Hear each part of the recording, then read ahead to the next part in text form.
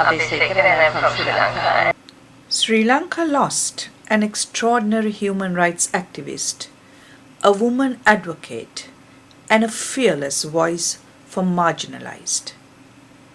Sunila Abeysekera passed away on 9th of September after a long battle with cancer.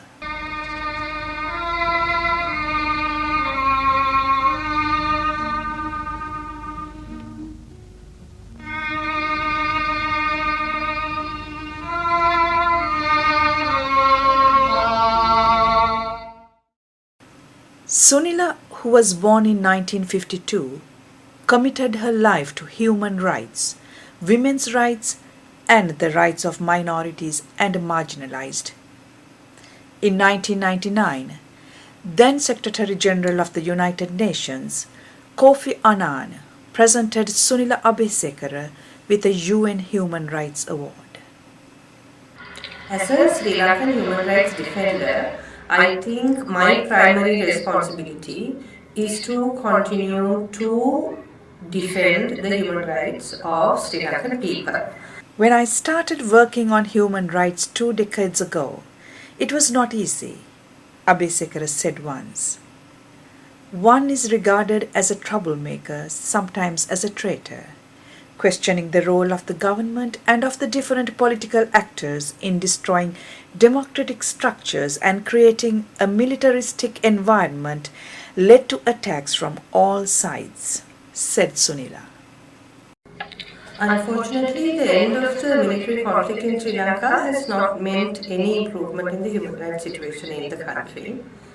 And I think this is a very serious matter because what has happened is that the anti-democratic structures, for example, Prevention of Terrorism Act, emergency regulations, they have not been removed even though there is no military conflict going on. So arbitrary arrest and detention, long periods of detention in undisclosed places, all those things still possible and still continue to happen.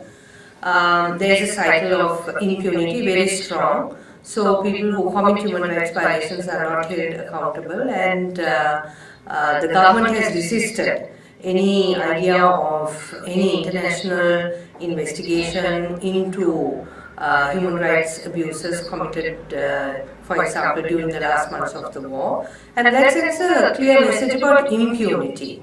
You know, the government, if the government does not want an international investigation, then the government has to conduct an impartial and independent investigation at the national level. We are not fixated on international investigations, but we want an independent and impartial investigation.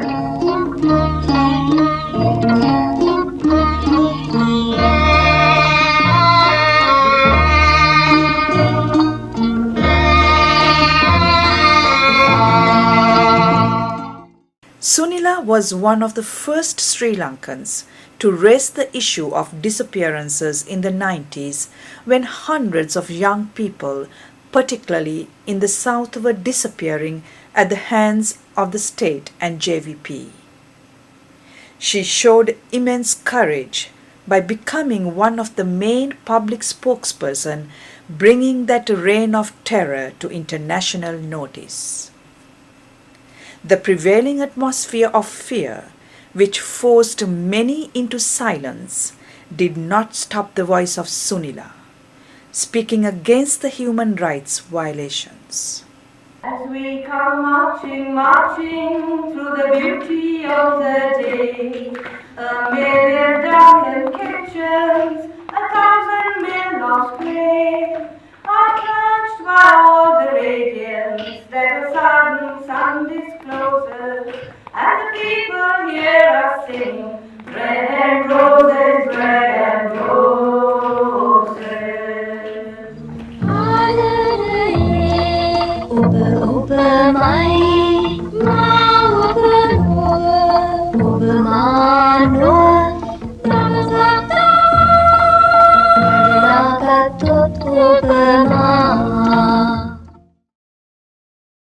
During the 30-year period of war in Sri Lanka, Sunila refused to take sides, denouncing abuses by both the government and armed separatist Tamil Tigers.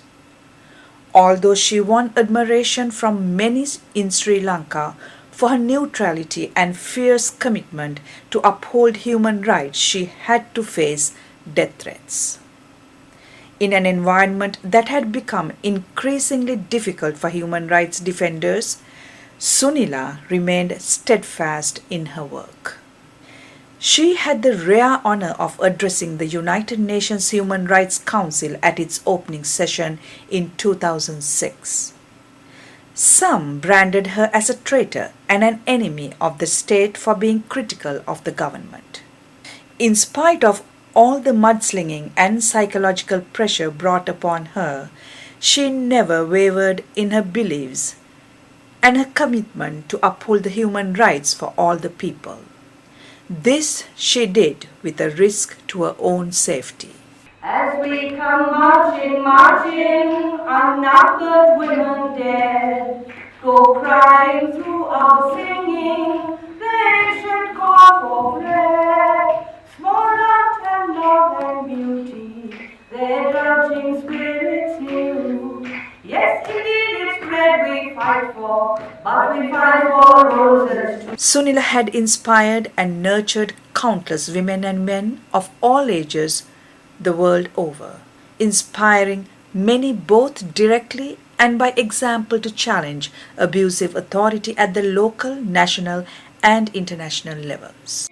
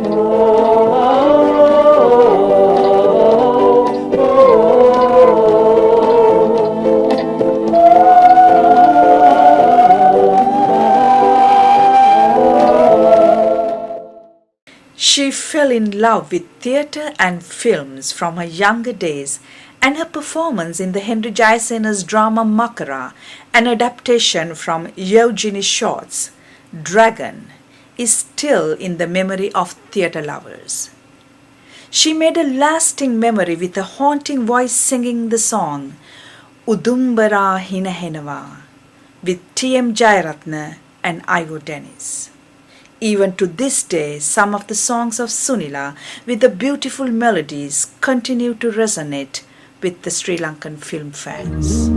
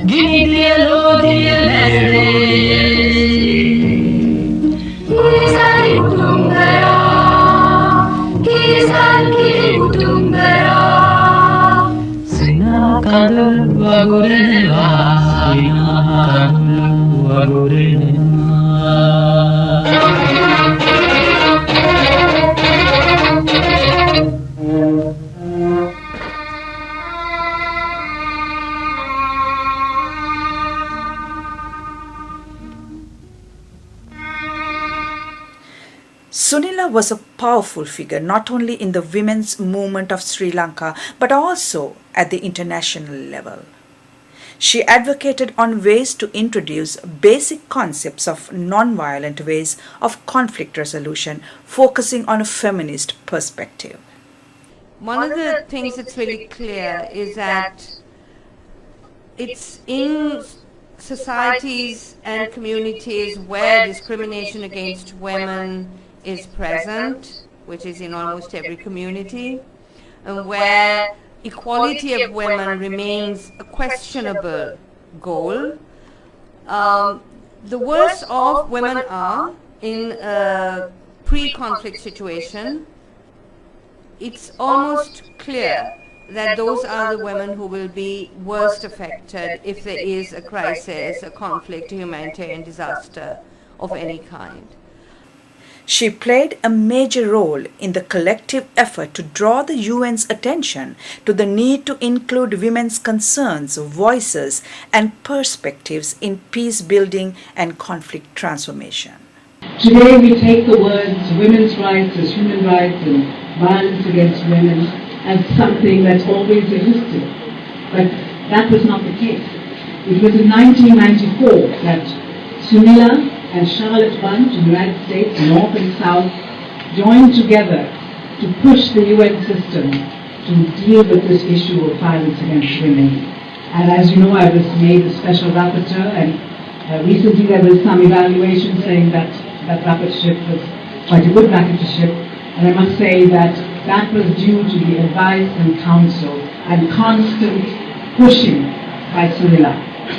Sunila, a single mother of 6 children, had worked as a trainer on women's rights and conflict transformation within Sri Lanka as well as globally.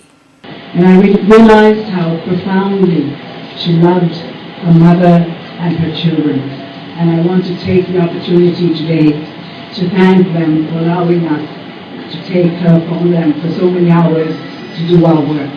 The focus of her work had been on human rights in general, with a special focus on the situation of civilians living in war-affected areas, women's rights, and sexual and reproductive rights, including the rights of communities such as sex workers, people living with HIV, AIDS, and lesbian, gay, and transgender persons.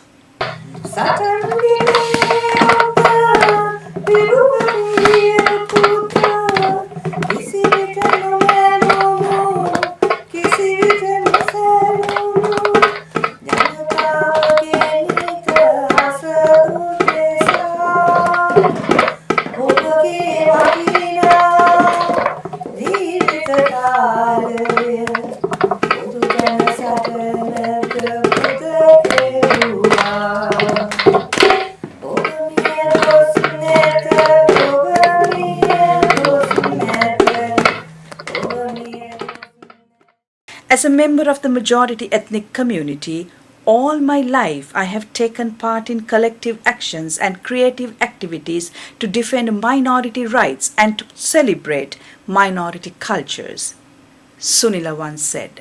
As much as we do the work on demanding our rights from the government and fighting for our rights, we also should spend and do spend a strong amount of time trying to just raise awareness about rights and create a strong community of people with a belief in human rights principles. Because in the long term, we want a Sri Lanka where every single person can enjoy equality and human rights and dignity.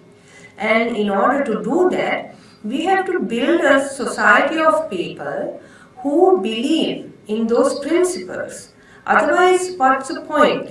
We we can say yes, we are respecting human rights, but then we can treat our children badly, we can treat our servants badly, we can treat people who work for us badly, that. So how to have a human rights culture, how to have a life that is built on the principles of human rights. That is also, those are the principles of all the religions that we believe in, whether you are a Buddhist or a Christian or a Hindu or a Muslim. Those religions also have values that are about respect and respect for each other and self-respect. How can we build a society that is rooted in those principles? I think as human rights defenders, that's a very primary obligation that we have. Throughout her life, Sunila represented, fought, and used her voice on behalf of the voiceless. Sunila will be missed and remembered by all her friends and colleagues in Sri Lanka, in Asia, and across the world.